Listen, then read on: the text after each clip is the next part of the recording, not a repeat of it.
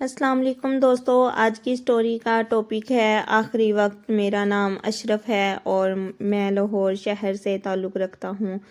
آج کی کہانی نہیں بلکہ ایک حقیقت ہے۔ تو آج سے کئی سال پہلے ڈاکٹر نے مجھے بلڈ ٹیسٹ کی رپورٹ بتائی تو مجھے سن کر ایک دھچکا سا لگا۔ جس کا خدشہ تھا وہی ہوا میرے ساتھ۔ مجھے لاسٹ سٹیج کا کینسر تھا۔ گھر واپس آتے آتے میں یہ سوچتا رہا کہ بیوی کو کیسے بتاؤں گا، بچوں کو کیا کہوں گا، انہیں کیا جواب دوں گا۔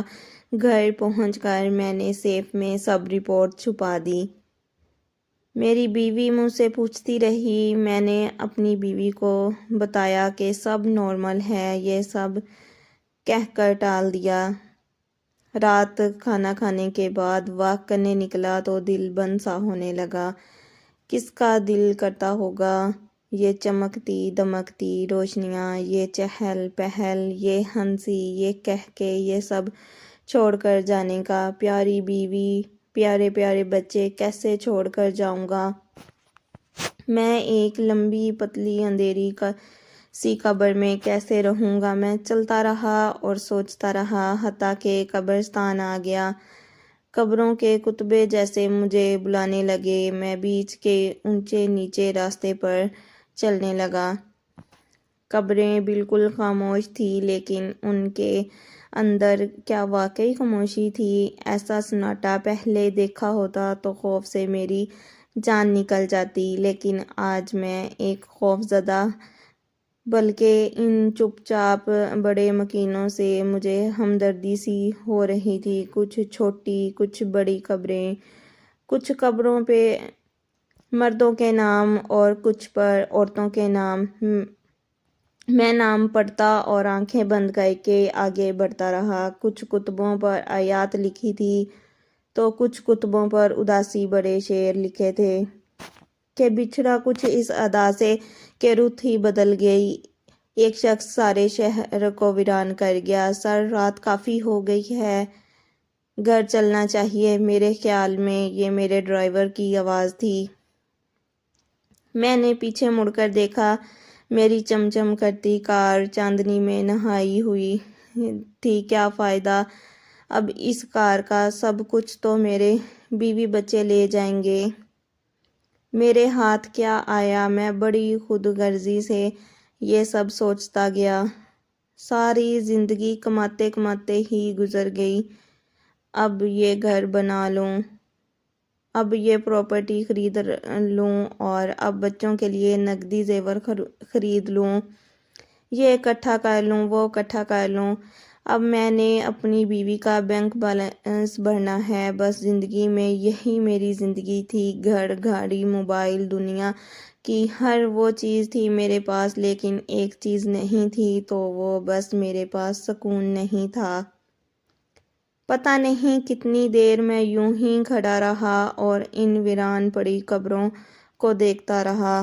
پھر اچانک میرا دل کیا کہ کاش یہ قبر والا مردہ زندہ ہو جائے اور مجھے بتائے کہ اصل میں اس کے ساتھ ہوا کیا ہے۔ جب وہ قبر میں جا کر لیٹ گیا اور اس کے سارے رشتے تیز تیز قدموں سے واپس چلے گئے تو اس پر آخر کیا بیتی ہوگی؟ لیکن میں یہ سب کسی سے بھی نہیں پوچھ سکتا تھا۔ لیکن جہاں سب کے سب خاموش تھے، اپنی اپنی جزا سزا میں مگن، اچانک میری نظریں ایک کچی جھونپڑی پر پڑی۔ یہ یقیناً گورگن کا مسکن تھا۔ بابا جی، نہ جانے آپ نے کتنی قبریں کھودیں، بس مجھے ایک اچھی سی نصیحت کر دیں۔ میرے لہجے میں کینسر زدہ انسان کی بے بسی تھی۔ میرا پتر، سچے رب کی سچی عطا ہی کام آتی ہے اور باقی کچھ بھی یہاں کام نہیں آتا۔ بس تمہیں اکیلے میں اس رب کی اطاعت کرنی سیکھ لے۔ جب تو اکیلی قبر میں لیٹے گا تو وہ رب تیرا ساتھی بن جائے گا۔ آج کی یہ کہانی سنانے کا مقصد صرف اتنا تھا کہ آج ہم لوگ اس قدر اس دنیا داری میں مگن ہو چکے ہیں کہ جیسے ہمیں آخرت بھول گئی ہو۔ یاد رہے میرے بھائیوں بہنوں کہ یہ سب چیزیں عارضی ہیں۔ آج ہم جن رشتوں کے پیچھے بھاگتے ہیں، جب ہم مر گئے تو ان رشتوں نے ہمارے کوئی کام نہیں آنا۔ آج جس دولت کے پیچھے ہم بھاگ رہے ہیں، ہمارے آخری وقت میں یہ دولت ہماری کسی کام کی نہیں ہوگی۔ آج ہم چند پیسوں کی خاطر لوگوں کے دل دکھاتے پھرتے ہیں، لوگوں کے حق تک کھا جاتے ہیں۔ آپ نے کبھی ایک وقت کے لیے سوچا کہ کسی کی چھوٹی سی آہ بھی آپ کی آخرت خراب کر سکتی ہے؟ لیکن ہم انسان ہیں، اس کام سے کوئی لینا دینا نہیں۔ میرے بھائیوں بہنوں، اللہ کو اپنا دوست بناؤ، کیونکہ بخشنے والی ذات اللہ کی ہے۔ میری دعا ہے کہ اللہ پاک ہم سب کو نیک عمل کرنے کی توفیق عطا فرمائے، آمین ثم آمین۔ سٹوری اچھی لگے تو جلدی سے لائک کر دیں، چینل کو سبسکرائب کر دیں اور بیل آئیکن کے بٹن پہ کلک کر دیں تاکہ ہر آنے والی ویڈیو کا نوٹیفیکیشن آپ کو مل سکے۔ جزاک اللہ۔